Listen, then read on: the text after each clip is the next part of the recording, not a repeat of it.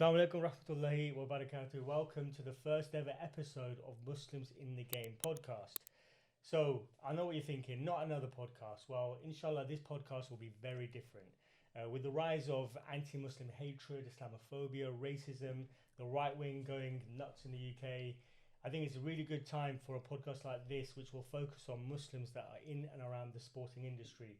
Whether you're a player, former player, coach, medic, journalist, creator, whatever your industry, whatever your job in the sports industry, it'd be good to speak to people to understand what it's like to be Muslim in the sports industry, the issues that you face, and how we can navigate them. I'm Asif. I'm chairman and co-founder of the Man United Muslim Supporters Club, and I'm delighted to welcome my first ever guest. We've been speaking for over a year now about doing something like this. He's a former Premier League footballer. He's played for Watford, Wigan, West Brom, amongst other teams. Golden Boot winner, scored over 135 career goals. Yeah, I've done my research. He's a revert to Islam. Works at Chilon Masjid alongside where I volunteer also. He runs a revert circle that's helped hundreds, if not thousands, of Muslims and non-Muslims learn about the religion of Islam. Top guy, good friend, Nathan Ellington. Welcome to the pod, bro. Thanks, man. Good to be here. So, we've been talking about doing something like this for over a year now. So it's really good to finally get you here. Like I said in the intro, the main thing is to speak to people that are in or around the sporting industry who are Muslim, who face issues or have faced issues and are currently navigating them, or how they dealt with them, give advice to youth, understand like how we can, most importantly, reclaim the narrative. You know, often the narrative of Muslims is said for us. People speak on our behalf, but we don't get a chance to speak. So inshallah, this will be an opportunity for us to do that. So I wanted to start off by going right back so that we can learn a little bit more about who you are, your background, you know, your family, how you got into football. We'll start there and then we'll take it from there, inshallah. So where the football actually started, I gotta say, you know what? I think the first thing would probably be where my fire for inside came from. I think I can remember as far back. I don't even know what age I was, but I would have been really young, maybe 4 or 5 even. And my mum said, "I'll race you down the street." I used to live in London. Oh, right, okay. And I remember thinking, "Come on then, mum, let's race." Yeah. And then there's me trying to beat her, you know. But she beat me, of course. And so she didn't let me win. This is the thing. A lot of people would let their child win, wouldn't they? But I got something inside. I remember that. For some reason, of all the youth, like going back as far as possible, I can still remember this race. And that I felt like, nah, I'm going to beat her one day. I'm going to beat her one day. I'm going to get older and I'm going to get faster. I'm going to beat her one day. So that was something that I definitely, it was the start of something that as far back as I remember. But you didn't know what it would lead to, but you just knew you wanted to do something. Yeah. Yeah, because you said you grew up in London. Yeah. Because I always thought you've got a bit of a southern accent. Yeah. So I was born in Scotland. Wow. Lived in Yorkshire, and then I grew up in actually Reading, so that's why I've got a southern accent. Right. I've tried, even though I've been in Manchester over 10 years, my accent's never going to change. Oh my But you were born in Bradford. Yeah.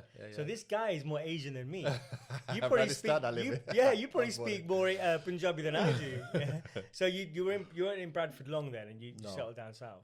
Yes, I don't remember anything from Bradford. I must have been 1 when, you know, my mum took us down to London. So we lived in South London, Clapham first. So we was living in that area for quite a while. I went to school in Clapham. And yeah, I do remember playing football in the area. You know, when you go out and play with your friends, we had, you know, the flats that we had, and you had different areas where we just play football in the green area, the grass area. So we never played for a team or anything like that. It was just playing football whenever. And so football as a team never really got anywhere. I do remember supporting Man United because my brother and my cousin, they supported United. They would always talk about Man United. Yeah. So I was like, you know what? Yeah, I support United, didn't it? Yeah. So, and then it was never a thought of, because I live here, I've got to support a team that's, you know, local. Yeah. It was all about, okay, my brothers are talking about Man United. I didn't even know who the players were or anything until then. But when I look back, I was 5. So then I look back at the year, it would be 1986. So this is around about the time where Sir Alex Ferguson actually just came in. Okay. So yeah, and I do remember Mark Robbins scoring as a super sub, coming on, and he was getting a name for being a super sub. Then I remember the Cup Winners' Cup and Mark Hughes, and, you know, and I remember these names, Paul Parker, Viv Anderson. I remember these names of all these players. So then I started to get a massive interest in Man United. And funny thing enough, I also remember only one game when I listened it on the radio in my mum's bedroom when I lived in Clapham. It was the game that we played, Arsenal away at Highbury. I'm sure it was a weekday, and we won 6-2. Lee Sharp, I think he got a hat-trick that day. But I do remember that, listening to the radio and how it was whenever we was on the attack or they was on the attack, it always sounded like a goal was going to come from it. Yeah. You know, when it's on the radio, they kind of like exaggerate it. Yeah. And it was just fun to listen to on the radio because that's how it was back then. You weren't getting any TV. You weren't watching the matches on any TV. So I do remember supporting United properly, like at that age and as growing up. So yeah, it's like, and for us to be able to experience the winning from that point onward is unbelievable. So I was glad that, you know, my brother and my cousin chose wisely. You know, it's interesting because without like jumping too far ahead, right?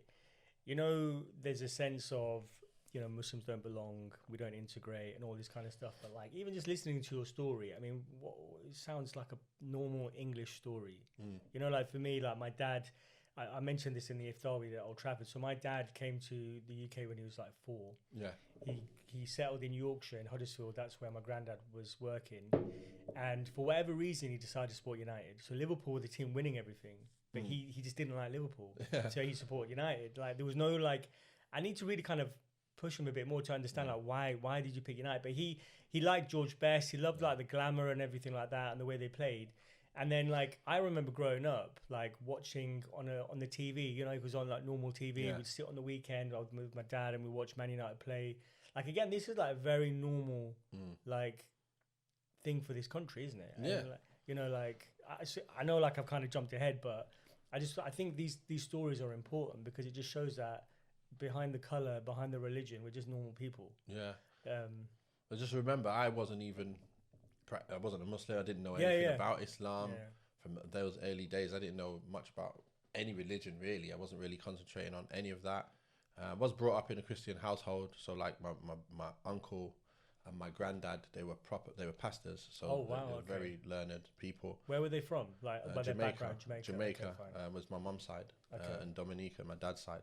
So it's more my mum's side, which is you could see that part of it. So as we were growing up, we did go to Saturday school.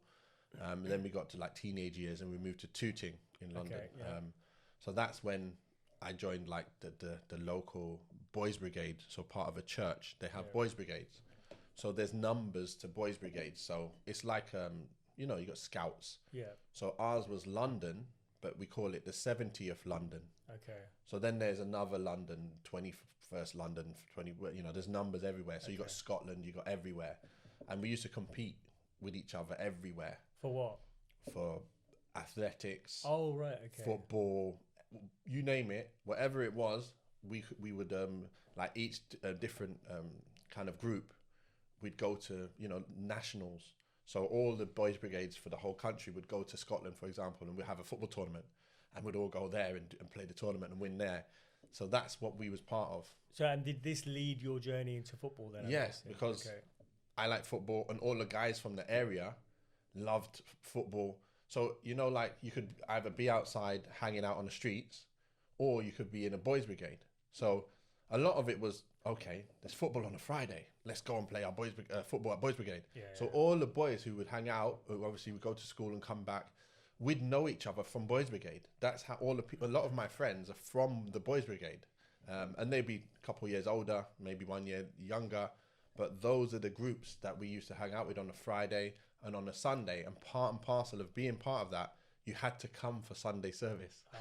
So, no, but in a way, like it kept you out of trouble. Yeah, like exactly. If you hadn't have done this, maybe you would have had a different path. But you know, yes, it's not a Muslim thing. It doesn't really matter. But you had some kind of framework that you followed, and that kind of like kept you with the right crowd, I guess. And so, how did the football begin then? So what was? So that's where football started, really. When I think about it, that's at the age of like 12, 13. Like. That's where I played football at the time. We had Saturday games as well. We ended up playing games on a Saturday and getting, you know, dropped off by the older guys, you know, taking us to games and stuff. Because I love football so much, we just play. And we used to play like indoor with, you know, the spongy kind of ball. And we used to be like all versus all, everyone versus everyone. Like they do at Tudor Mosque sometimes. Exactly. Yeah. So, but not that sponge ball. You know, like it's like a tennis ball, the indoor tennis kind of, that felt kind of feeling. Is weird, but we used to play. The one that had like chunks missing out. Yeah, I know exactly. what you're talking about. But then what's weird is I used to love playing against the elders. Like I used to think, let me test myself against these big guys, you know, all the big, tough, strong guys.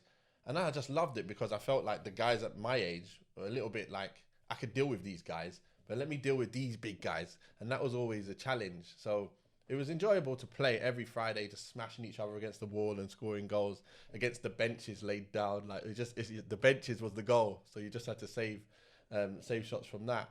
But yeah, that's basically where it all started from, was playing with Boys Brigade.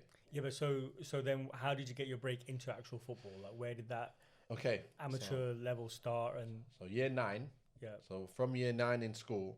So the first school I went to, I wasn't really a good boy, basically. Okay. So I was not spill the beans. No, I didn't used to do any work. That school was like full of just people just messing about a lot. And that's still in London. Chestnut Grove in Balham. Okay. So it was a good school, of course, but the amount of people that that it attracted, I think you could see that there was groups of people who wasn't bothered. They'd like to bunk off school, and I think I had that about a bit of an obsessive attitude to football, and then I got an obsessive attitude to basketball. Oh right, okay. So that's what first was my obsession. So I used to every single time we had playtime, then lunchtime, we'd all have a ball and we're just shooting at the basketball at the net. And then I was like, obsessed with trying to dunk, to get to the dunk, to be able to dunk. Obviously, I'm there growing now, year 8 and year 9. So that was year 7, 8, and 9. I was just playing, shooting.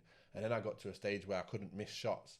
And then I was able to touch the rim, and I was like, oh my gosh, I could touch the rim now. I never got to really properly dunk at that age. But then year 9, my mum was like, look, because I was bunking off school, playing basketball with my friends in like the areas, I'd go past my school and just go and play basketball with my friend all day. Oh, it's time, end of school time now. Let's go home. Yeah. So that's all I do. And I was like, oh my gosh. I wasn't thinking at the time. So this sounds like a story of someone who went into basketball. Yeah. It's crazy. Do you know what I mean? Like basketball, interestingly, is one of the fastest growing sports in Europe right now. Is it? Yeah, it's exploding. Wow. Yeah, so my girls are both playing basketball now. Yeah. One of them's got into a regional team for next year, so we'll see how she goes. But not bad. Yeah. Yeah. So then from like being obsessed about basketball and bunking off school for basketball. Yeah. So and they never let me in the football team because I was not good at school. Okay. So they're like, you're not getting in the football team. You're not playing. And I knew I was good, but I never played for a team. Okay. So this is where it happened. That last year in year 9, I went to a friend of mine who lived in Clapham as well, and basically he played for a team that was on Clapham Common. So I went to his house, went for dinner. His name's Namdi. So I was at his house for dinner, and then I went into his bedroom. So my mum was speaking to his mum. So then he showed me his room. So I was looking around and I was like, you got a football top there, you got football boots. What team's this? Like, who do you play for? And he's like, I play for this team, the Black and Whites, I think it was. I was like, okay. So you play for a team, do you? Okay, sick. So I was like, can I come and like train with your team? Like, that's wicked. I want to play for a team. I bet he was going to school. Huh? Was he going to school? Yeah. He's in the same school as me. Yeah. Oh, he was in the same school. Same school as fine. me. Yeah. And then it was like, okay, they trained at my school. Okay. After the school. So I was like, I'm going to come down with you. And he said, yeah, I'll speak to the manager and let him come.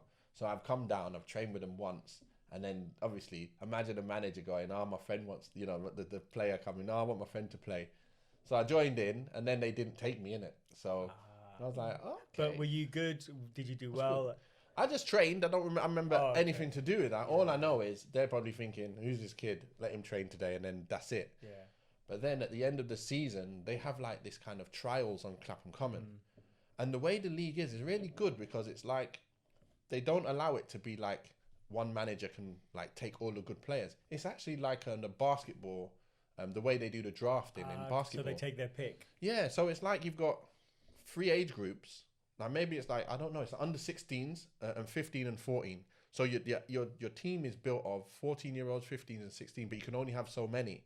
So there's a big trial and all the teams' managers come and then they just pick. Everyone picks, and then everyone kind of gets only a certain amount of each age group. So are these local teams just like? Yeah, so it's just like Sunday League. It Okay. was Sunday League at the time, and that was in Clapham. So in the end, we went to that. I remember me and my friends, we all went, and straight away people were like writing my name down, like, you know, you picked this team, you're in. So you obviously did well. You impressed during the training. Then. Yeah, the trials. Sorry. Yeah. So I was pretty good at that age. I felt like, yeah, you know what, I'm gonna get picked for sure because I know I'm good, but I've never played in a team. So that's basically what happened, how I got started. Really. And were you at that point? Were you going back into school, or did that spark you going back into school because you knew you had to stay in the team? No, so remember the school football. Yeah. I wasn't allowed in the school football. Yeah. But this was a Sunday League football now. So this meant you got into Sunday League football, but you could continue to DOS. Yeah. Basically. Okay, so you've just got into Sunday League football. Yeah. And then you obviously progressed. Where did you get your big break? As in, when did it turn serious where you thought, right, I'm going to get a career out of this? It could go somewhere. Funnily enough, in that first season with the Sunday League, the managers used to say, you know what? He shouldn't be playing here. He needs to go and play, like, he needs to be playing at an academy. Oh, right. Okay. So one of the managers actually took me down to Crystal Palace. Were you playing up front?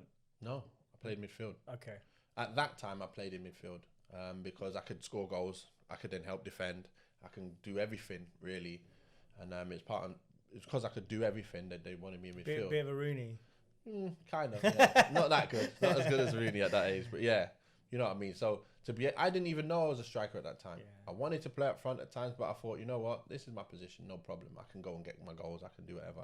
So that was fun, and I went to Crystal Palace. So I ended up playing with Crystal Palace. But remember, it's weird. There was no phones them days. So I'm going to tell you some things that happened. Why I didn't even stick around there. It's weird. Palace? Yeah, because I was there. I loved the fact that obviously Palace, football club, and that's the first ground I went to watch Man United play. I remember Solskjaer scoring. We played Crystal Palace versus Man United. That's the first ever match I went to. Was Ian Wright there at the time? Or was I think so. Yeah. Okay. I think it was a cup game at Crystal Palace, and that's where I watched my first game. But that's the place. That's the ground that obviously they owned. But Wimbledon played there. They shared the ground with Wimbledon. Crystal Palace and Wimbledon shared Selhurst Park, didn't they? So it was Wimbledon versus Man United away. So that's basically where we trained. We trained, but then I remember playing games, and they put me at the back. So I was a centre back now. Yeah. So I went from midfielder in the academy to centre back, playing games for the Crystal Palace. The academy. Yeah. Okay. So I'm now 15, 14, maybe 14 or 15, playing centre back at Crystal Palace under 14s or under 15s, whatever it was. And I was like, I remember even trying to defend one time, and then the guy telling me, don't like go to the guy who's back post, go to the nearest danger, because I didn't know how to play at the back. So I remember that. But then anyway, I was thinking, when am I ever going to get to play midfield? Like, why put me at the back? Is it because I'm like big or something? I don't know. Were you tall for your age at that point? Just normal height. Okay. As always, I think I've always been like a normal height. But it was funny. It was just weird because like I just wanted to play midfield where I've always been playing. But then I was at the back and I was thinking, this ain't really going to work well, is it? And one day, on a Sunday, I remember I was waiting for the bus to go to Crystal Palace.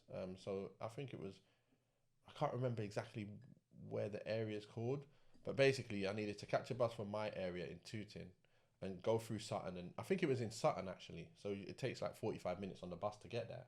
And this is obviously me with my bus pass to get to school. I'm there taking the bus to get there. I remember it was raining one day, raining hard, and I was sitting there. I was like, "There's no bus coming, man. I'm just gonna go home."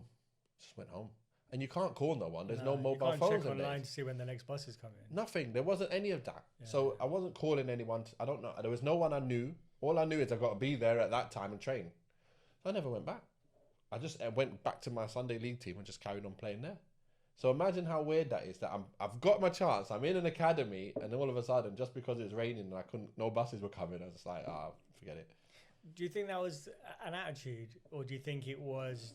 Like, I don't mean it in that. Yeah. But what do you think made you feel like that? Because obviously, like you said, you're going to you've got an opportunity to play for a top club. You know, in the academy. Yeah, things aren't going the way you wanted them to, but and then just to like give it up and just go back to Sunday League? Do you think it was just because you're young, maybe you made a rash decision, or did it actually work out to being the right choice? You know what? It wasn't like, forget you guys, you're not putting me at the back, or I didn't like it there. It wasn't that. It was just that I couldn't get a bus. Yeah. I couldn't get there, and I went home because I was cold and wet.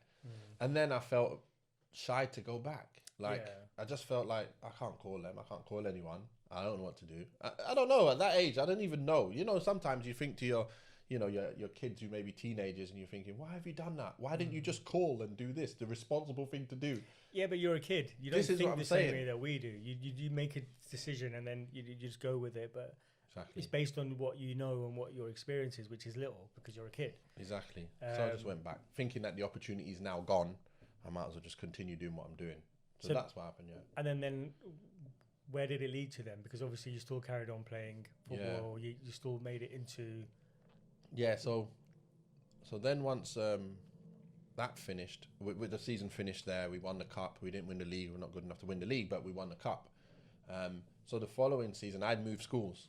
So I now went to Christ School in Richmond, which was like an hour 20 away from home, because my mum was not happy with me being still at Chestnut Grove, knowing that if I carry on like this, I'll never come out with any grades or anything. Okay. So she wanted me to be with my cousins who went to that school. They lived in Shepherd's Bush, but they found their way to Richmond and North Sheen. It was the bus stop before. Were they like studying properly? They were studying properly, and my mum was talking to their mum, saying, "Look, how's the school? Is everything okay there?" I didn't get in at first because it was so far away. You can't get into normal school. But then we made we made an appeal, and they allowed us to go in because my family was there. Yeah. And then year 10 and 11 was, I actually did work, and I actually did well in terms of coming from where I was, like at nothing, to then being able to get at least 5 A to C. It was fine in the end. But so then that's where, and there's mad stories that come from that school as well. But that's where the football really started, because there's Tooting and Mitcham, who was round the corner from my house. So I lived in Tooting. The other end of this big grass area called Figs Marsh, there was Tooting and Mitcham Stadium. So every time I used to walk past that stadium, I used to think, wow, football in there. You know, and look over and go, wow, look how big that pitch is. And there's a stand.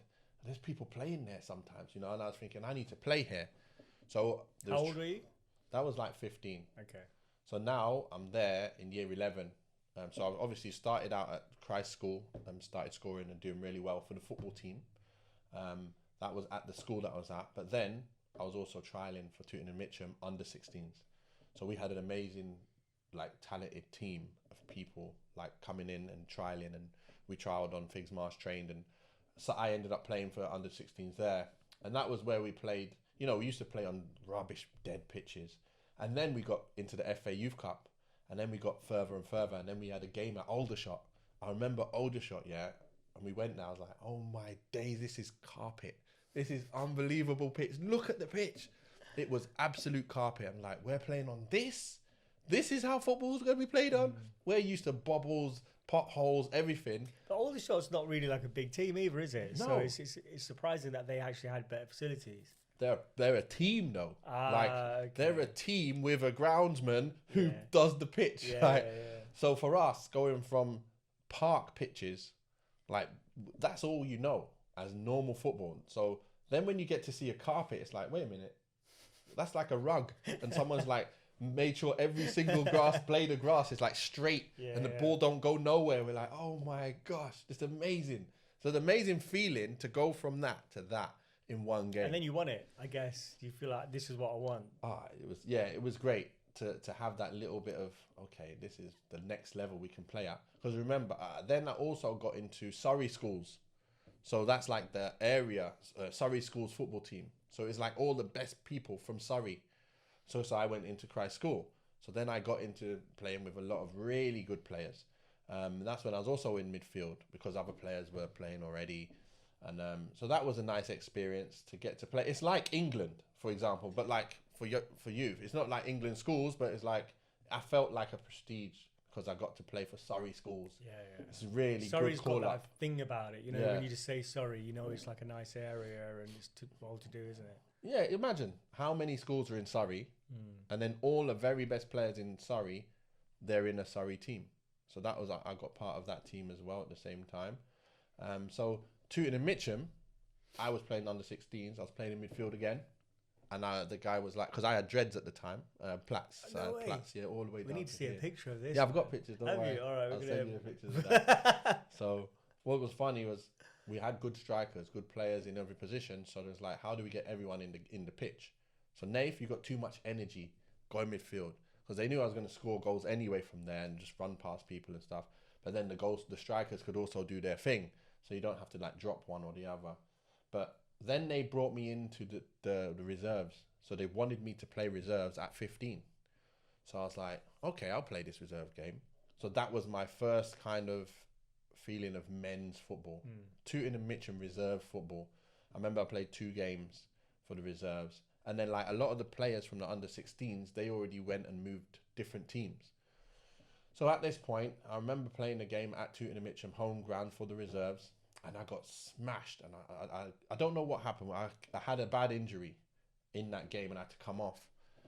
And I remember like walking home from that pitch all the way down, hobbling with the injury. With the injury during, I swear the game was still going on.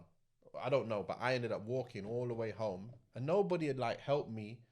Nobody had like, you know, helped me during this time, like get home or anything. Like someone just dropped me in the car, put ice on my whatever it is, and I'm there like hobbling home. I'm like, this ain't right. Like I'm on my own. Like I'm injured. You guys have put me into this men's football. I got smashed, and then I'm just left to go home. Like I thought, you know what? This is not nice. I don't like it. Anyway, I then started speaking to a few of my friends, and they were playing at Walton and Hersham. So this is where it really started. Yeah. Walton and Hersham under 16s. They're like, listen, we're top of the league. You need to come sign for us. Come sign with us. My friend Gavin Holligan, who did make it as a pro, he's up front and he's already got like 20-something goals. We had another striker who was playing at Surrey schools. He was the main striker there, top player. He was like Alan Shearer. We had a player who liked to play like Beckham. He just played like Beckham as well. So we had all the like best players, and I've joined this team and gone up front. So now it's like... so you're actually been playing up front now. So now, yeah. So I moved from Tooting and Mitcham because of that thing that happened, and I went to my friends. So I used to jump in the car with them and go training and then play with the under 16s. So we won the league. From halfway through the season, I ended up with like 20-something goals. And then Gavin ended up like 56 goals. Oh, okay, wow. So he was like odds on to go pro. Everyone coming down watching him. So at the end of that season, that was the end of school season when the school finished, and I was now going into college. How old are you? That's now I'm 15, about to be 16, because I was a late, I'm July born. So that season, Gavin moved on. He ended up going to Kingstonian, and then West Ham bought him. So West Ham went and took him, and then I went into the first team at at Walton and Hersham. That next season, they were like, listen, we want you to sign for the first team next season. And I was advised to play men's football at the first team there while he went to West Ham. And then he actually called me one day saying, Nath, West Ham want you as well. And I was actually advised, no, don't go. You're going to be a small fish in a big pool. They can buy so many of you. You're going to be drowned out. And it's very seldom people go from up top, down and back up. Because, you see it even now. You see players like in the youth team that have been bought from other clubs. They don't break into the first team, and they end up in like non-league, or they don't really progress their career. But, it's interesting you said that. So a friend of, Osama, we both know him very well. So my daughter plays basketball, I mentioned already. And she plays for the FBA. It's the Female Basketball Association team, right? And they have a ladies team, so they have like an internal league, and she plays in their team, where in their internal league for one of their teams, right? And she's playing with fully grown women, and my daughter's 14. But his advice to me was like, this is good for her development, because she's playing with like stronger, quicker, more experienced people. Instead of her like looking elsewhere, continue this because it'll be good for her development. I guess like that would have probably been good for you as well, because you were a youngster breaking into the first team. You'd have more chance to play, and you're going to be playing with like a lot more experienced people. Would you say that's the same thing? Yeah, exactly. Similar, Yeah, it is, because you need to be. The main thing is you're playing, Yeah. and you're playing at a good level where you're going to progress quickly, and that's the most important thing, isn't it? You need to be in a bubble where you're the main guy and you're playing. So that's if you're the main guy and you're playing, whatever level that is that you can get to, where you are the main guy and playing, that's where, when looking back now, that's what you need to have to go as far as you can, as far as your ability can take you. That's what you need, and that's where the two careers. If you looked at the two career paths between me and Gavin, it's weird because I came right up slowly, and then he started there, came down, and then just left. He's out of football in a short period of time. So was he out of football because he just stopped playing, or because his career just finished? He stopped playing. He had injuries as well. And the thing is, it's frustration going from top football, carpet pitches, playing with Joe Cole, Rio Ferdinand, Lampard, them boys. That was who he was coming up with. And then he got to train with the first team and then come back out. He played a game against Liverpool because there was injuries, and there was no striker. So he got his chance at Anfield to go and play. He had a chance as well, nearly scored. If he scored, I'm sure his career would have been a little bit different from in terms of chances to do more again. But he didn't score that goal. And the next week, I remember him telling me the story, like him, how up he felt, how, you know, he felt so good when he got called into training with the first team, and he's changing in the changing room of the first team. Then he's coming on the Monday. He's like, no, you're not in here. You're back in there. And he's like, I think if you're young as well, like mentally, it must be really hard to like cope with that. Yeah, to think that you've got to step up. Now you're straight back into the youth, and never went back to the first team again for some reason. But in the end, he ends up going to Wickham, and then ends up, imagine getting passes from them kind of guys, the ball perfectly in your feet, perfectly in your path, all that stuff, and then going to down like to League Division 2 or Division 3, trying to play. It was called Division 2 at the time, not League 1, League 2, League 3. It was like not League 1, League 2, not Championship, League 1, League 2. It was Division 1, Division 2, Division 3 at that time. So imagine whatever level that is. He's in Division 2, I think, and he's now playing with players who ain't the same as the Prem players. So he's feeling frustrated. He's feeling, football, why can't you put it in my path? What's with this pitch? You know, and me, it's like, I went the other way. So imagine I'm in the first team at Walton and Hersham. And then what happens is I'm on the bench, and then I'm coming on every now and again. I'm getting some goals now. So now I'm coming on all the time. Now I'm starting. All of a sudden I'm starting. I start about 10 games, scoring all the time. And next minute it's like, yeah, you got 20 scouts watching you today. I'm like, okay, great. Who's it? Oh, you got Arsenal, you got Chelsea, you got this, you got Millwall, you got that, you got this. So it used to feel like, it just felt amazing that all these scouts are coming to watch me. I could tell by the smile on your face. It's crazy. And you just feel like so excited to show them your ability and to show them what you can do. But then everyone knew, like, Nath, you're going to go soon. Everyone knew I was going to go soon. And that's why they obviously signed me on a contract with the first team at semi-pro level. And I just remember playing, and then all of a sudden, Ian Holloway came in and bought me out of nowhere. So let's fast forward, right? So you're a revert to Islam. You reverted while you were playing football in your career. Where were you at that point? How old were you? What team were you playing for? I was at Wigan. Okay. And I was 22. Okay, so you actually reverted quite young then. Yeah, 22, I think. Okay. So that's where I was. I was at Wigan. I was in the season where we were looking to go up. We just went into the Championship the season before, and then the following season was the season we were pushing to go and win the league that year. We got automatic promotion that year, so it was just, I think it would have been in November, December time, that I took Shahada because I did my research. So that's interesting because you're young. You've got a lot going on. You've just got into football. You're playing for like a big team. Like, to me, it's kind of interesting that you also had the time to think about other things such as like what your purpose is and religion. You said you did your research. Yeah. Like, what sparked your interest into Islam? Like, why did that happen in the first place? Like, So especially like because you said you come from a pastoral family. Yeah. So to be honest, when you look back into the religion side of things, you know, that there's a certain amount of Christianity that you learn where it all makes sense, and then you get to a point where you're now having to reconcile stuff that doesn't make sense to you in your head, but you're young, so you don't think about it. You don't go, oh, let me research that. You're too young, so you just get on with life as normal. So, you know, to believe, for example, Jesus is God, but then he's not God, but you know that he's a man, but he's also God. He knows everything, but he doesn't know everything. So then it's kind of like, it kind of messes with your head, but then you can never really learn more. It's like you learn like all. You just have to accept it. Yeah. Or like you said, just put it to the back of your mind and carry on. So it's like there, but it's never something you need to address. So you're 22 years old. Yeah. You're playing football. In your spare time or when you're just thinking, are these thoughts just popping into your head? No, like, it's not. It's not. It's not. So what there was a reason. Okay. There was a reason that came. So my brother first became Muslim. Oh, right. Okay. So the first I heard about Islam. Oh, right. At like okay. 18, 19, whatever.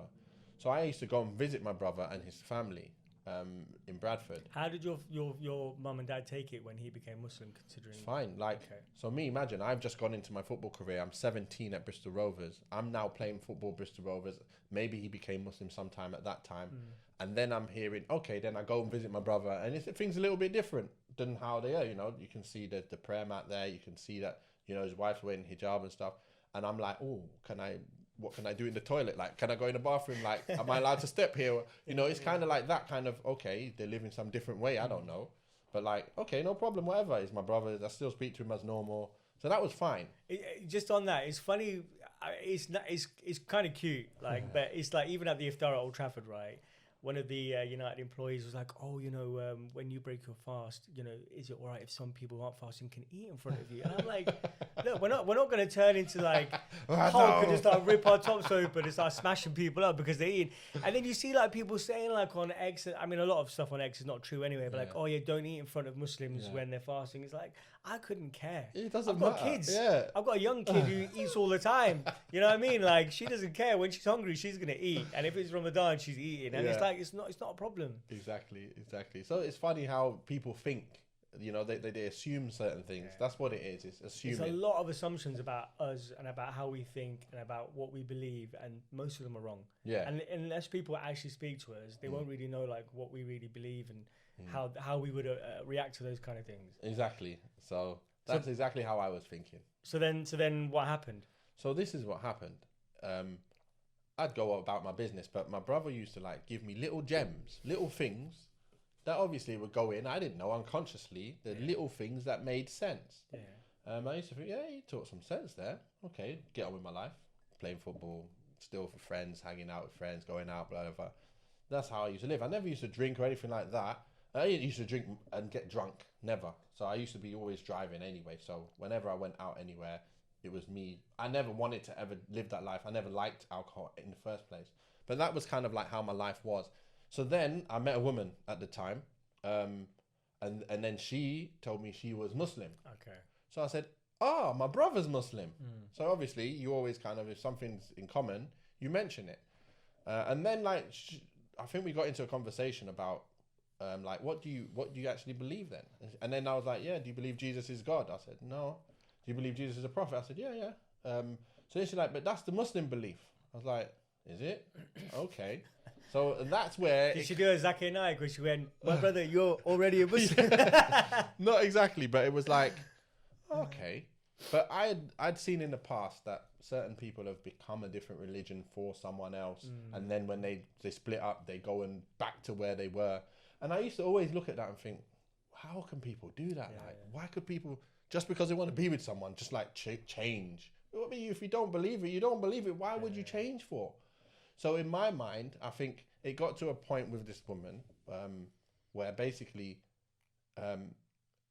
it was like, we can't be an item unless you're Muslim. So I was like, okay, well, let me go and do some research and find out whether Islam is real. And then that was the exact point where I said, you know what?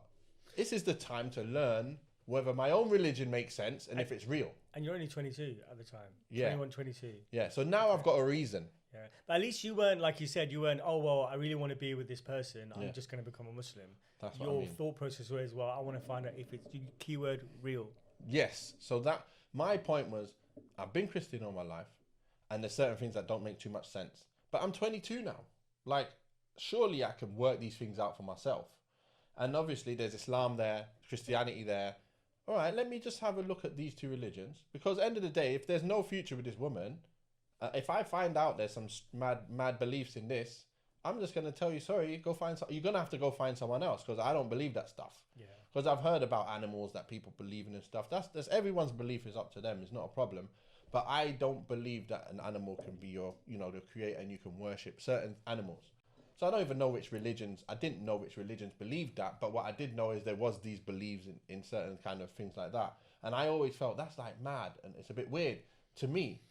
But then I thought, if that religion, Islam, has that stuff in it, see you later, goodbye. So I thought, okay, let me learn about both. So one day, I remember I came home from training, and I was like, right, okay, today is Christianity Day. Let me go and learn about everything it believes in and stuff. So I typed in Christianity in Google, and I started reading and stuff. And to be fair, at the end of the day, I thought Christianity makes sense. It makes some sense. I'm kind of leaning over here right now. So then I was like, the next day I'd come in, or maybe next couple of days, and I'd be like, right, today is Islam Day. So I typed in Islam, and then found Islam.net. I don't even know if it exists anymore. I think it does, I'm not sure. Yeah. But then I'm like reading about Islam and what it believes. I was like, that makes sense. Like, what? This makes sense as well. So I'm now leaning to the left, and then I'm like, okay, Nathan, how would you research more to be able to come to the truth? What can you do? Like, how can I make sense and like separate this? So I was like, I know the source, the Quran and the Bible. Let me now go and learn about where the Bible came from, what it's all about, how it came into being, what we have right now. And then let me go and do the same for the Quran. So then when you start actually learning about what the Christians say and how, first you have to also get the history from the people who profess to believe that is more authentic, isn't it? So what does the Christians say about where it came from? I'm not going on the opposition or anything. I don't even know about any of that. All I typed in was like, okay, how was the Bible come into being? Where did it come from? What's the origins of the Bible and all of this? So then you now get a clear picture of what's what. How many versions, how many different, versions, number one, how many years it was compiled together. There never was an original Bible in one form. And then you start learning about all this stuff. Like, okay, so there's the Old Testament, there's the New Testament, there's the Torah, which is the Old Testament. So you start learning about all this stuff, and then you can paint a real picture. Okay, that's why there's so many virgins, and so many people believe this and then believe that. That's where you start realizing. And then you go to learn about the outside. It's interesting though, because still, I find it so fascinating that you're only 22. Yeah. Like most people at 22 are too busy, like I said, going out, partying, growing up, doing everything else. But you're putting time into. But why? Something. Because I have an incentive. Yeah, okay, I suppose. You have an incentive for anything, you'll do it. Yeah. And that's what the incentive was. I needed to find out whether this religion or that religion was, one of them was true, or both of them makes no sense and it's man-made. That's what I wanted to get the conclusion. I was like, I've got a reason to do it now. So that's my reason pushing me to go and learn.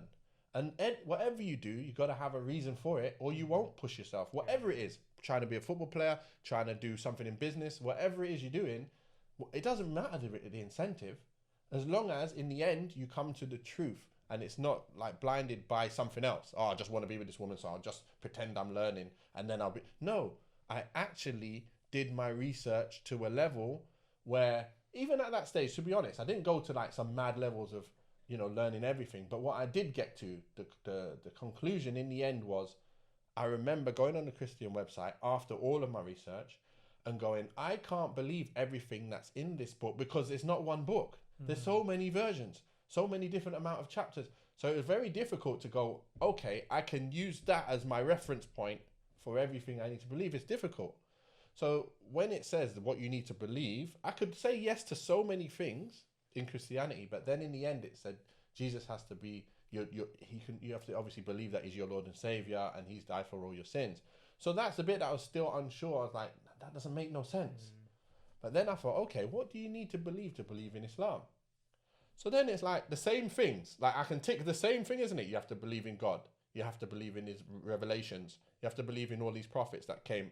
Noah, Abraham, you know, we all know about these names of people. Adam and Eve's story. I believe, okay, I believe that prophets must have come and gave us some knowledge of what we're supposed to be doing and, you know, morals and all that stuff. That's fine. And you know, and then you have to believe on the day of judgment, you'll be judged for how good or bad you've been. So that's sounds fine. Rational. Yeah.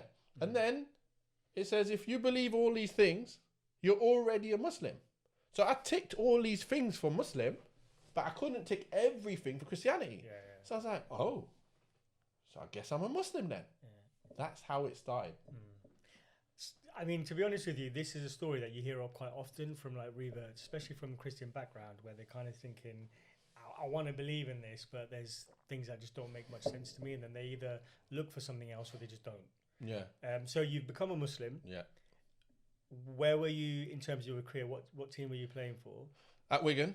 So you're at Wigan. You've now become a Muslim. Did you openly declare to your teammates, to your manager? Because it's interesting. I think nowadays, even though we do see like a rise in anti-Muslim hatred, Islamophobia, racism, and all that kind of stuff, Muslims, I think, are more open about their faith now. You see them fasting breaks in football. Muslim footballers talking about their belief system. Whereas in the old days, it would have been a lot more difficult. I'm guessing, and you can confirm that you probably kept it a bit in-house. Or did you... So this is the thing. When you don't know, you're oblivious to so many things in life. You're just playing your football. You're just getting on with life. I'd never heard about Islam up until I heard my brother became Muslim. And then I never really knew about what Islam really is about until I did my research. Yeah. And then I've now gone, okay, I don't have no problem saying I'm a Muslim. But I still held the same kind of thought patterns as I was as a Christian. So I said, no problem, I can say the Shahada. I believe that there's no God but God, and that the Prophet Muhammad is the final messenger of all these other prophets. What's there not to believe in that? So I said, fine. So now, you got to understand my understanding of how I was the day before. If you ask me, what are you? I'd say I'm a Christian. If you ask me the next day, I'd say, I'm a Muslim. But the difference in my thinking is nothing. Nothing changed. Okay. It was, I get on with my life as normal. I live by my morals. And at the end of the day, when I die, hopefully I'll go to paradise. That's it. Because obviously you don't just convert. And know all the information. And start praying 5 times a day. So there you go. Did it ever come to a point then in your career where, as a Muslim, in those days, you did find challenges? You did find... Massive, yeah. I mean, it'd be really good to learn about these challenges that you faced. There's loads and loads of intricate detail when it gets to that point. So I'm trying to kind of build the story from, I'm here in the year that we're going to get to the Premier League, and it's halfway through the season, and I've just accepted Islam. But I'm just living like normal. So I don't know rules. I don't know anything. I don't think you have to follow rules the same way as a Christian. You don't have to follow no rules. Like, you can eat pork, you can not eat pork. It says in the Bible you can't eat pork, but we're eating pork. Yeah. You know, it says certain things, but we just do whatever we want. So, because any different person you speak to, we all have our own belief based on just our own feelings. You know, I don't believe that. And the next day you could ask them the same question and they could change it, because it's just depending on what information's in their brain at the time. So you're not really processing things properly. So now I'm Muslim, but I don't know anything. So then I'm not learning anything. No one's giving me stuff to learn. I'm not going to a mosque. I didn't ever go to a mosque for years. So at that point, it was weird because I still tried to find errors and problems with the Bible, the Quran. It said it's never been changed. It said there's only one version. It said it's been exactly the same since the day, you know, from the Prophet Muhammad's time. Peace be upon him. So I'm there thinking, yeah, right. Let me find some mistakes. I'm sure I can find some mistakes. So you've already become a Muslim. Yeah. But I've become a Muslim because I believe them points that you have to believe to become a Muslim, to be a Muslim. I can't believe all these points to be a Christian. So it didn't make no sense. But I was just thinking, it's possible to still be a Muslim, but then there's still some kind of problems. The same way the Bible, isn't it? There's still some problems there, but I'm still Christian. I'm not gonna doubt my whole belief because there's some little mistakes somewhere. But that's what I needed to understand. There can't be mistakes because the final revelation, and then we understand all of the other side of things. Final revelation, guarded from corruption. That's why there's no need for more prophets to come. Yeah. And if there were mistakes, it wouldn't be the truth. Exactly. that's the nature of truth and falsehood. When falsehood is held at truth, the truth stands and the falsehood perishes. So I understand, it starts making more sense. But then it was because my cousin took me to a friend of his who then slowly drip fed me the religion. So you had a cousin who was Muslim as well then? Yeah, and I didn't know. I didn't realize. My cousin Leon, he was Muslim at the same kind of time as my brother, before my brother. Okay. So these two had obviously been hanging out together in the past, in while them years that I had no idea what they was about. So he said, Nath, go and see Leon. When you became Muslim and you told your brother, I remember that. You must have been proper happy. Yeah, he says, now you're not only my brother, blood brother, but you're my brother as well. Like, your brother in faith. So this is even stronger. And I didn't know what he meant. I'm like, what are you talking about, stronger than blood brother? What's that mean? So I didn't understand.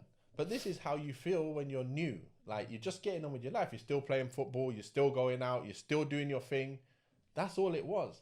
But it wasn't until I started actually learning the foundations properly, and that's when things really started to change, because it's like a treasure that you've now come upon. I'm like, oh my gosh, I can't believe that there's this treasure that's always been around, and I lived 22 years of my life. No one told me about it. It's like using one example, Ramadan, right? Like from the outside, it looks like, oh, they're putting themselves through this kind of torture, and oh my God, you can't drink, you can't eat.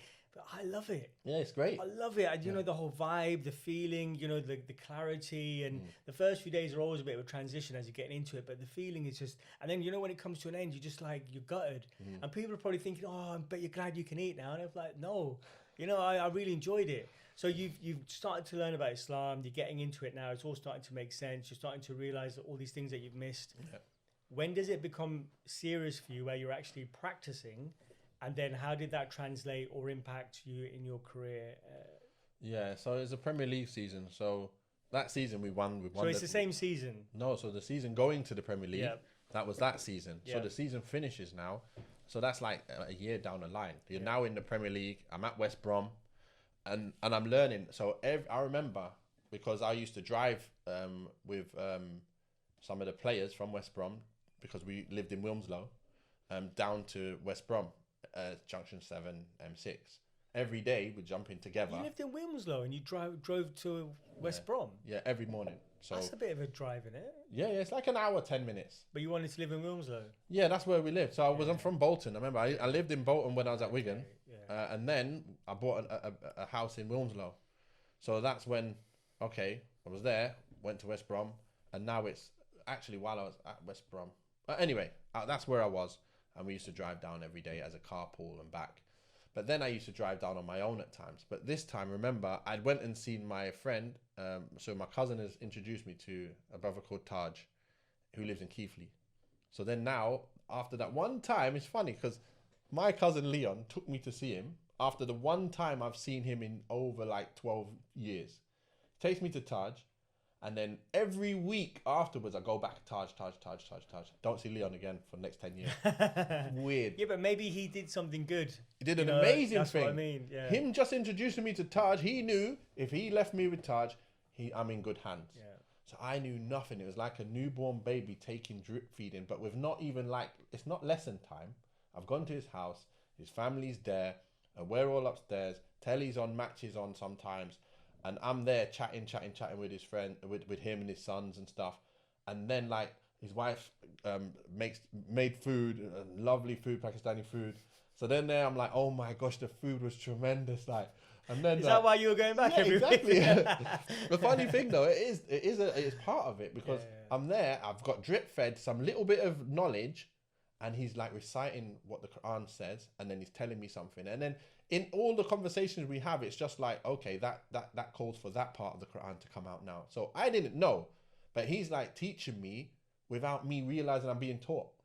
So I'm getting all this nice little information, and he'll give me a DVD or a CD to go home with. So I'm I'm going back next week, man. So I'm calling him today. I'm coming back next week. Every week, come back, giving me new CDs at the end, new DVDs, new whatever. And his friends would come and he'd teach me little bits and pieces. And that's where I was like, man, I need more of this knowledge, man. It's unbelievable knowledge. Even now, at my age, I'm 44. But there's still things that I learn. There's still things that I'll be like, oh, I didn't know that. Yeah. How did I not know that? And then I'll be like, that's amazing. Yeah. You know, like there's just so much to learn. But these are the things that you're learning are just supplementary to what you already know. It doesn't impact on your belief, as in like it doesn't change. Like, oh, I didn't know that. Yeah. It's not a fundamental thing. You're just learning like new ways that you can be, things that you can do, concessions like when you're traveling, whatever, you know. Exactly. So the main thing is knowing. It's weird because I didn't know who God was. I say I believe in there's a creator who created us. You know, it's not possible for us to come from nothing and all this order to come from no order. It must have come from somewhere. Intelligence must have created this intelligence. Can't be no intelligence creating intelligence. Makes no sense to me. So I always believe there's a creator. But then who is the creator? Quran explains who the creator is and more importantly, who he isn't. People don't realize that. But I had so many beliefs in my head just based on what I made up. Like, how can God know the future? The future ain't even happened yet. This kind of stuff is in my head because that's just my brain because I'm living at this time and all we know is the present, isn't it? We don't know what's going to happen in 5 minutes. We don't know what's going to happen in 1 minute or even the next second. We don't know that. So I automatically assume that that's what God's like. But then when God is telling you in the Quran what he is and what he isn't, now you have a full picture of who he is. Now I'm like, oh my gosh. Now I know who God is. Now I know what he wants from me. Okay. And then you start getting told like there's angels that he created. You can't see them. And they're writing down every single thing that you're doing, thinking, everything. I'm like, it's like Big Brother. But like even on steroids, I'm like, oh my days. So now you realize your life ain't about whatever you do and you could just do whatever you want. Oh, so there's actually consequences for what I do. Oh, so I have to follow certain things. Certain things have to be done in a certain way. So now you're like, okay. So the big picture is getting explained to me. It's like, what did you ever watch Catchphrase? Yes. I'm sure it was Catchphrase, wasn't it? Where the squares come off. They go. So you can't see the big picture. And there's squares everywhere. And it goes. And then you see one thing and you go, nah, you're close, but next one. And then you wait for the next one to come up. I don't know what the big picture is. Then all of a sudden you get a few pieces off and you're like, oh, it's this. And now you say it. That's how it felt for me as a Muslim and about the world we're living in and what we're doing here, where we're heading, what's going to happen. It's like Taj was giving me the new squares every time I went to his house. And he's giving me the foundations of what you're supposed to know and what you need to know. And the thing is, there's evidence behind it. It's like you cannot disprove it. I was trying to disprove everything for the first year and a half. I was thinking, surely I've got to find something. But wherever I looked, it always came back to what the Quran says and what the Hadith says, like the narrations of the Prophet.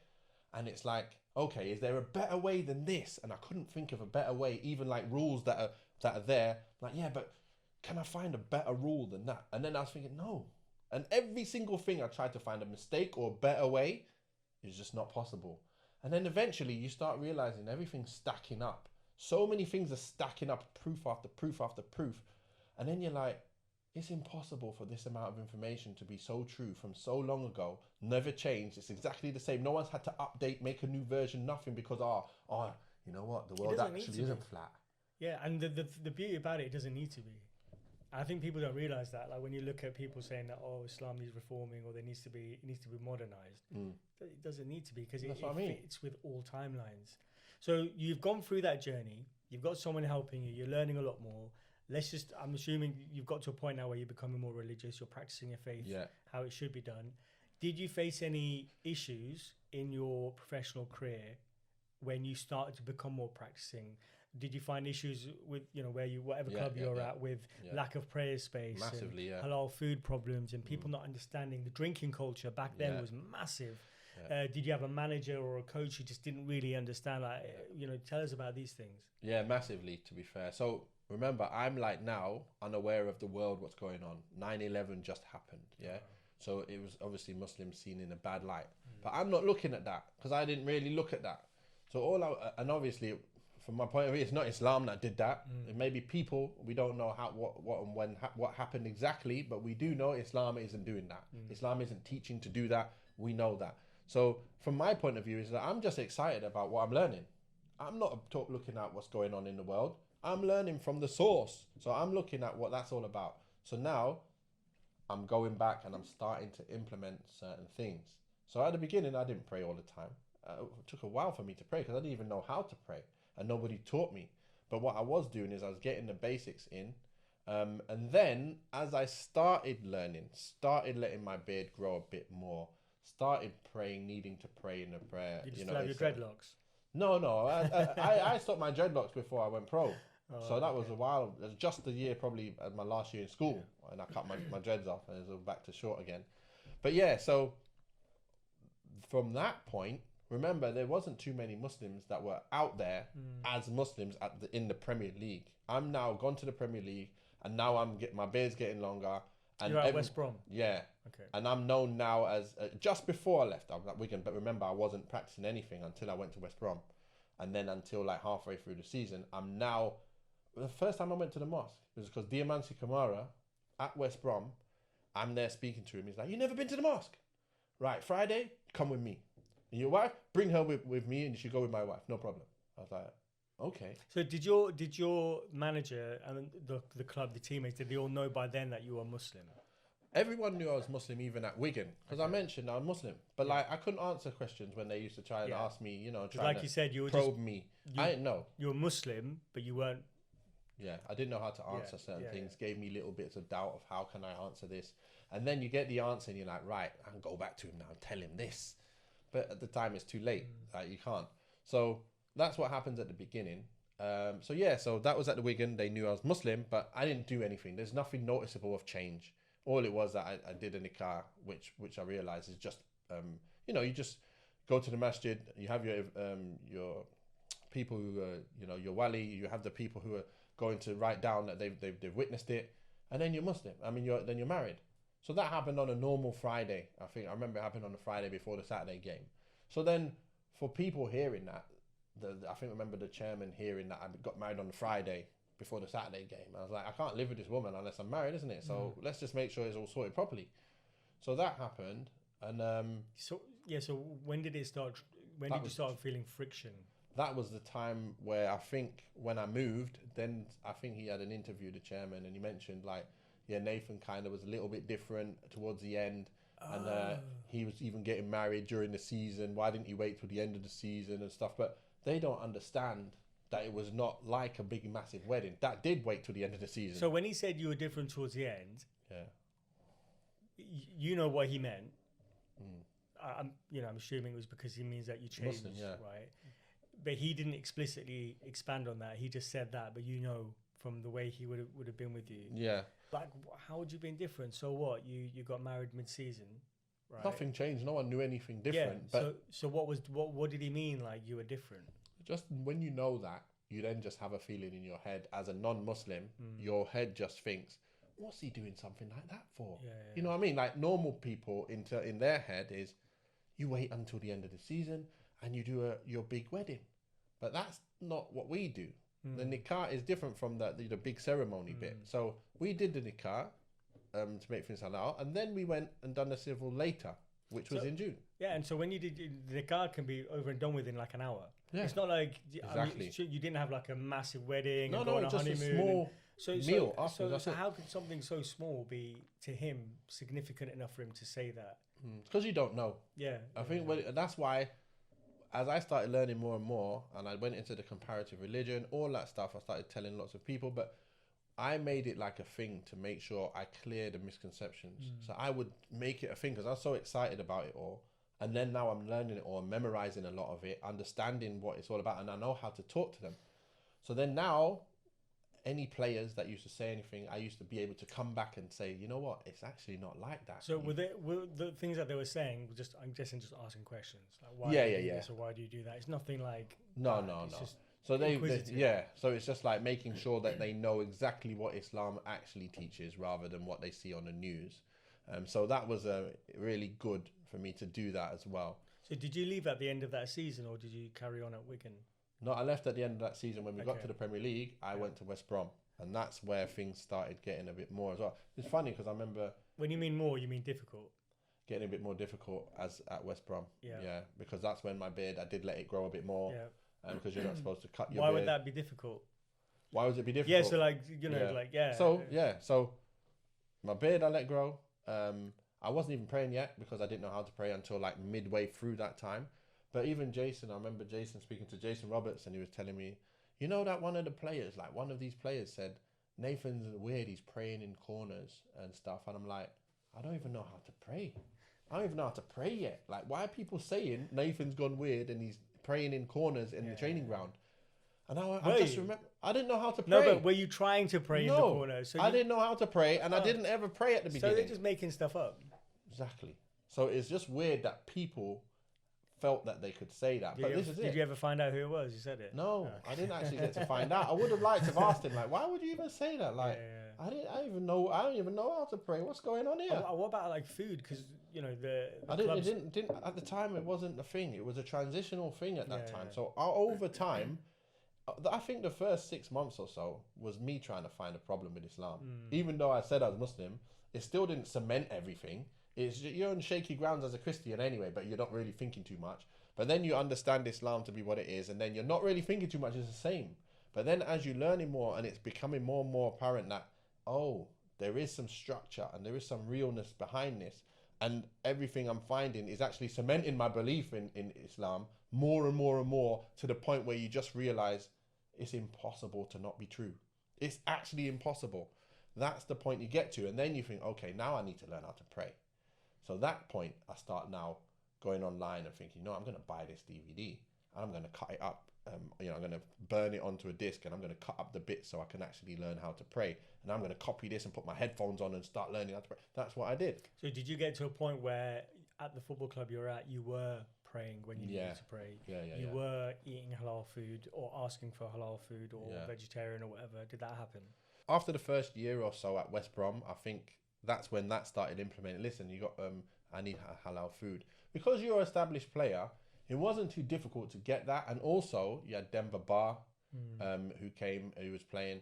Then you had like Mohamed Salah, he came, but just before him, I think there was a few players at Newcastle.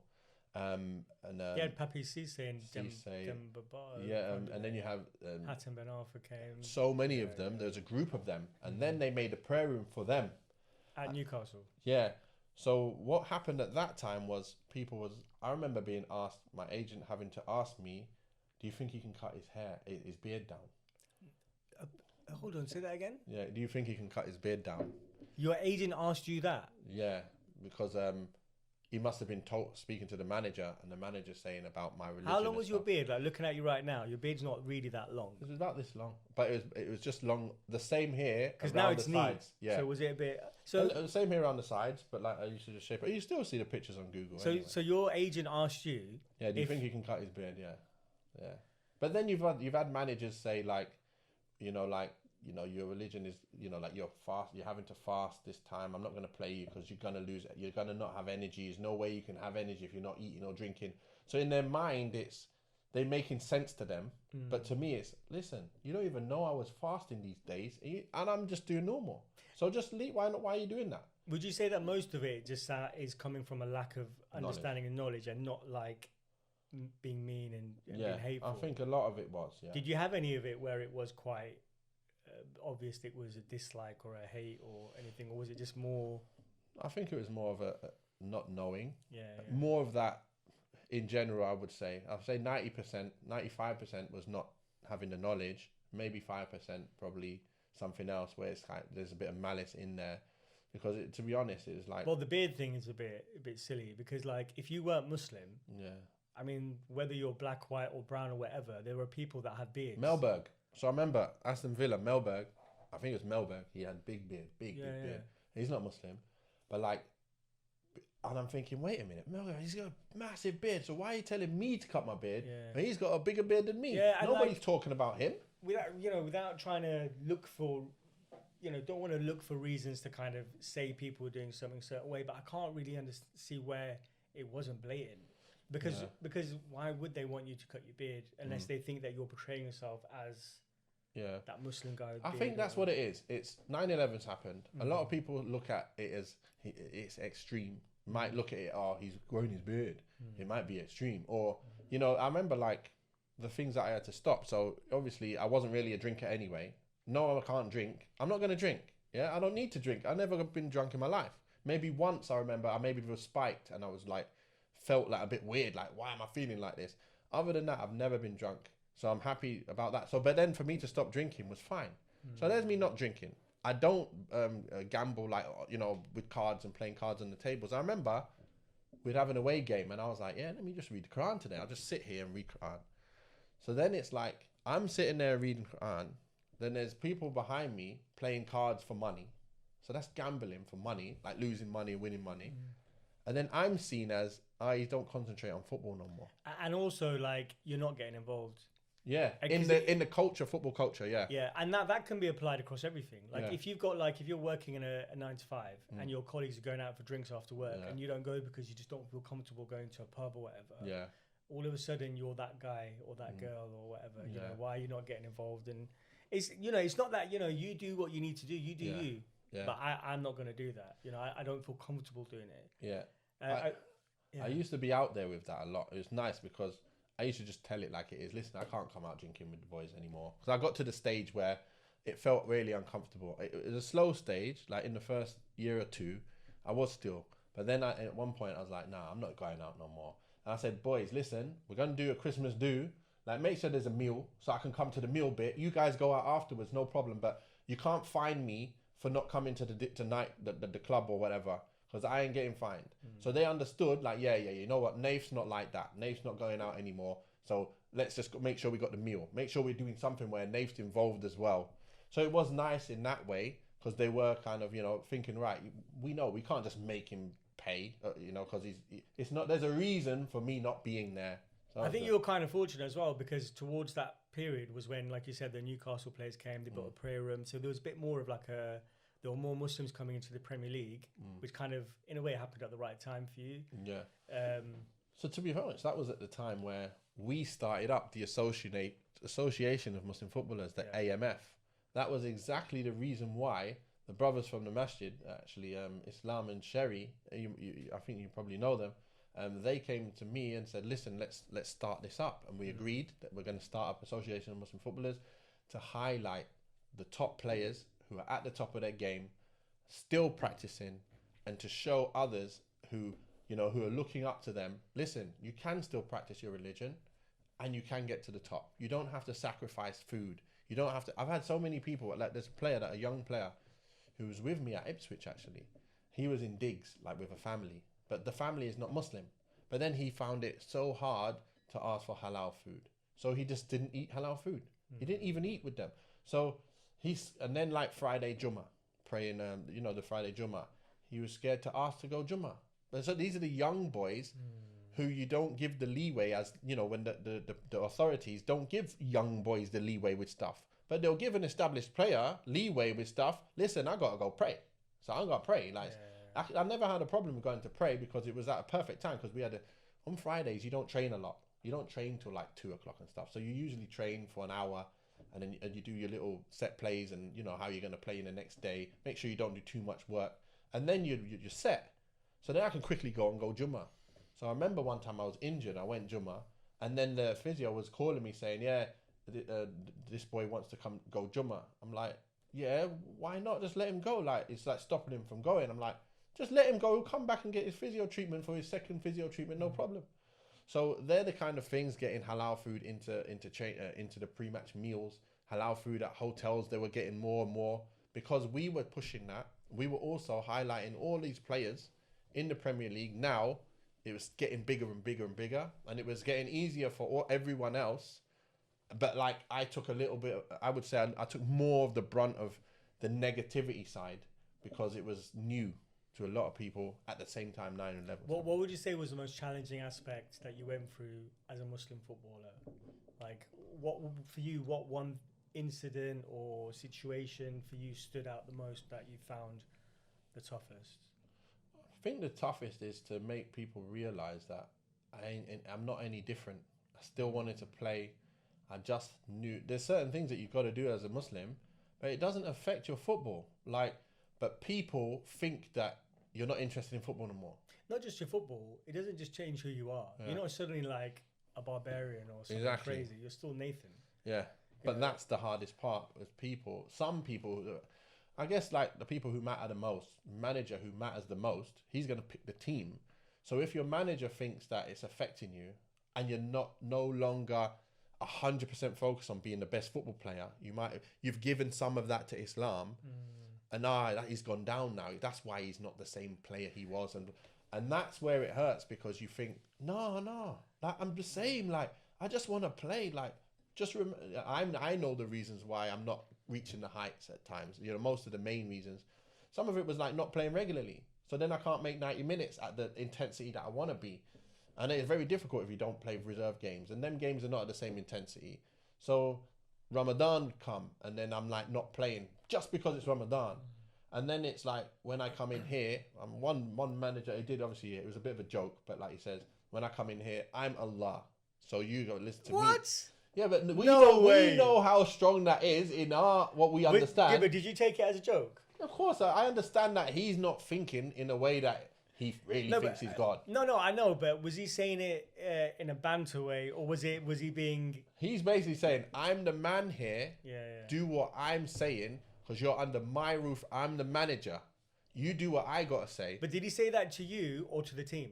No, to me. It was just me directly. So while I was signing for the club, he was basically saying like, yeah. So basically, he knows me. So then when he signs, when I sign at a new club with him, it's kind of like, okay, well, you know, it's kind of like I want the Nathan from then. I don't want the Nathan from like that's Muslim and more interested in. You know what I mean? You wouldn't get away with that now. Yeah, but I mean, you can say yeah, but that's like not on TV. It's just a bit of a.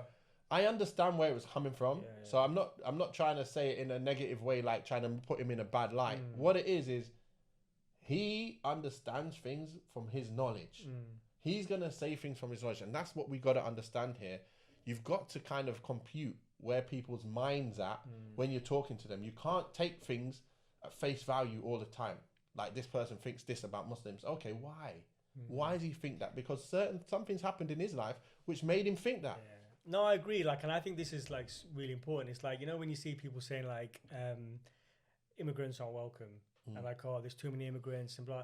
I feel, and people that I talk to generally feel the same, that they're basically talking about Muslims. Yeah. Right. And I think with these politicians and they start bashing on the immigrants and all this stuff, just be honest, right? Just say you don't like Muslims, right? And I don't say that because then we can go, see, it's not that. It's say how you really feel, so then we can have an honest conversation. Yeah, exactly.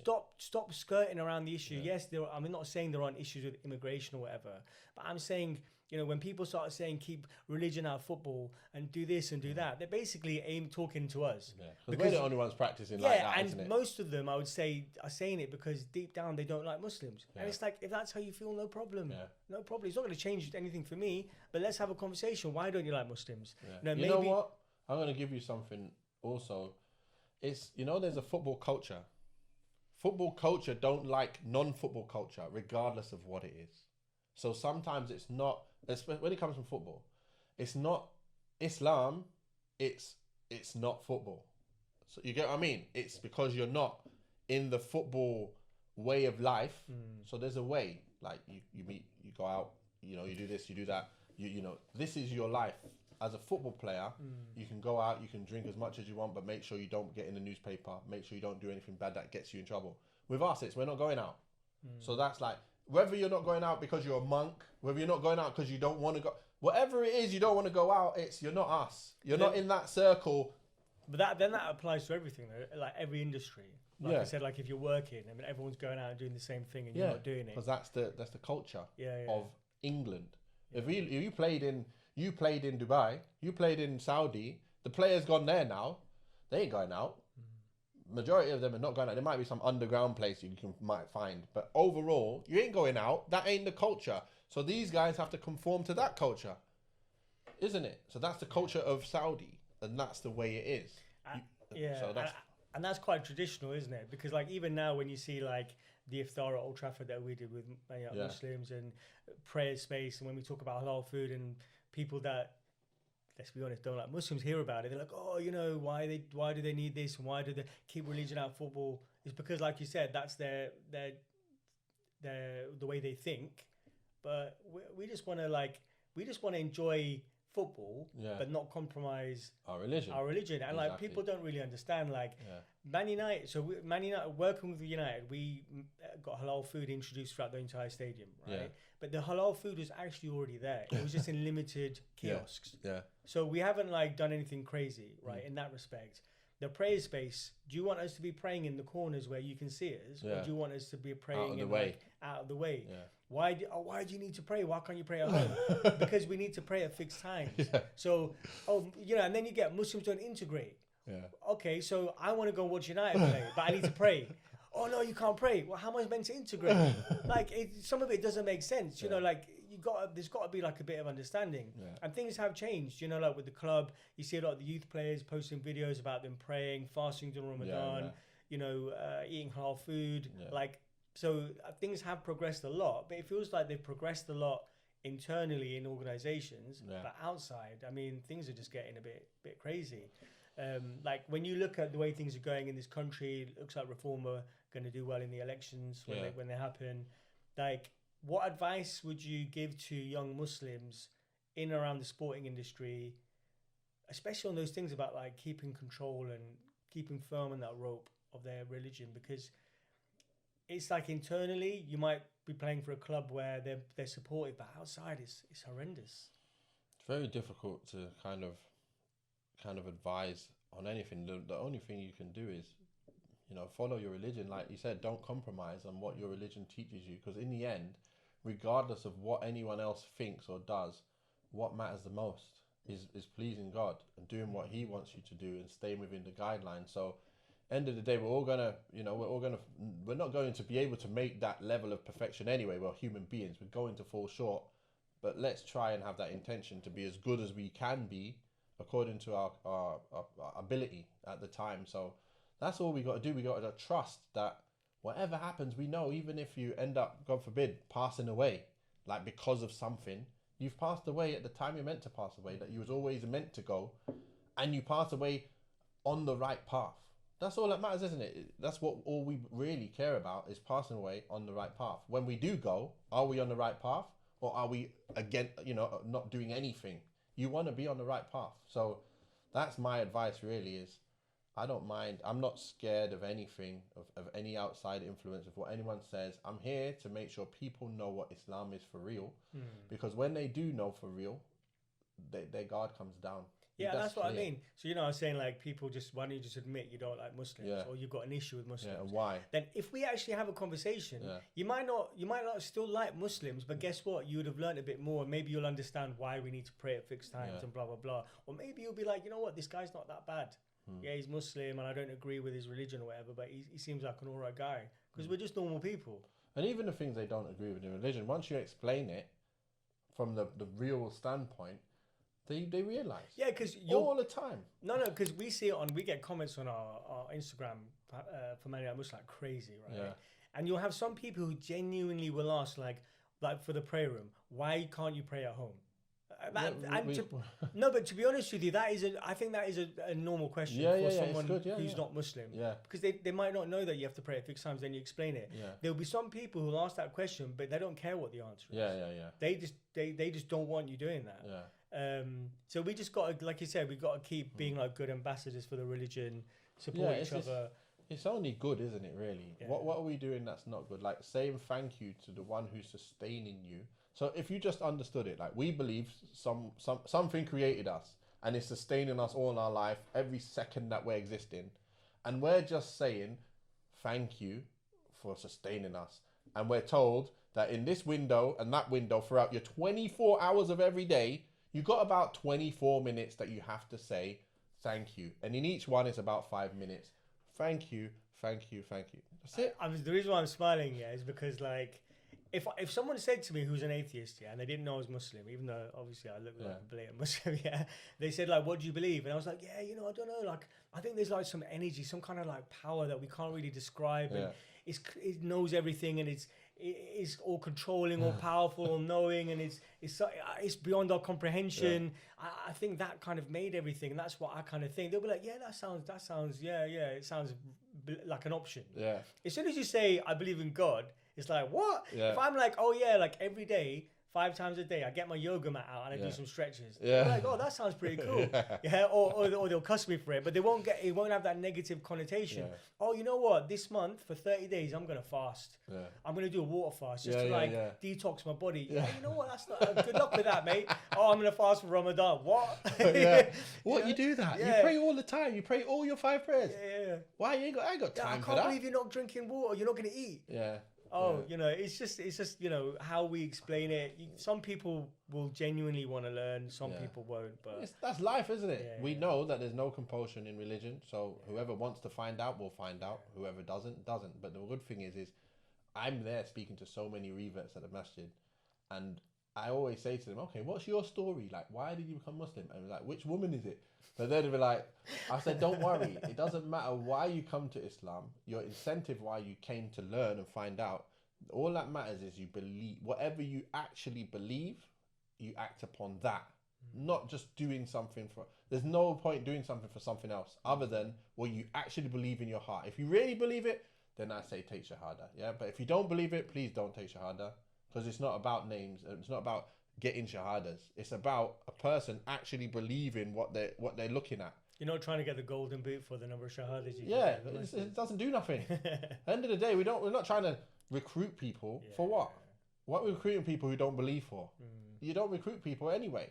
What you do is you tell them about the religion. If they believe it, you encourage them to accept Islam. That's what it is.